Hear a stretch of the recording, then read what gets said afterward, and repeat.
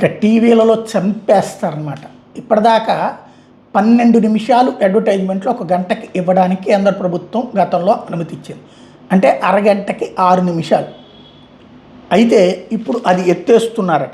ప్రసార రంగంలో చోటు చేసుకుంటున్న సమూల మార్పులను ప్రస్తావిస్తూ కేంద్రం కీలక నిర్ణయం తీసుకుంది. టీవీ ఛానళ్ల ప్రసారాల్లో గంటకు 12 నిమిషాల నిడివికి మించి వాణిజ్య ప్రకటనలు ఉండరాదన్న పరిమితిని రద్దు చేసింది. 2006లో ఈ పరిమితి విధించారు.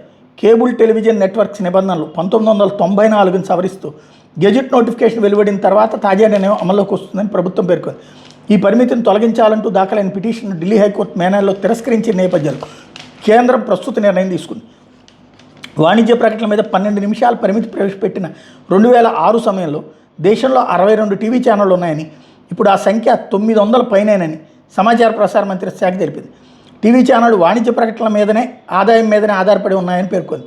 డిజిటల్ మీడియా వాణిజ్య ప్రకటనల మీద ఎటువంటి పరిమితి లేని విషయాన్ని గుర్తు చేస్తూ టీవీ ఛానళ్లకు కూడా ఆ మేరకు సమాన అవకాశాలు కల్పిస్తున్నట్టు చెప్పుకొచ్చింది. తద్వారా ఇప్పటిదాకా ప్రోగ్రామ్ మధ్యలో అడ్వర్టైజ్మెంట్లు ఉండే, ఇప్పుడు అడ్వర్టైజ్మెంట్ల మధ్యలో ప్రోగ్రామ్ ఉంటుందన్నమాట. ఇక